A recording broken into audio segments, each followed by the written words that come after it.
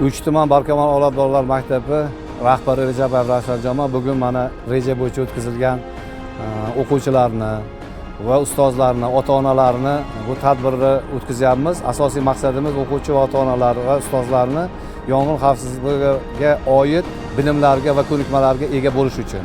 Hozir Uchi tuman favqulodda vaziyatlar bo'limidan kelishdi, maxsus mashinalar bilan, maxsus kiyimlar bilan kelib, o'zlarini xatti-harakatlarni, yong'in sodir bo'lganda nima qilish kerakligi, kimga xabar berish kerakligi haqida batafsil tushunchalar berishdi.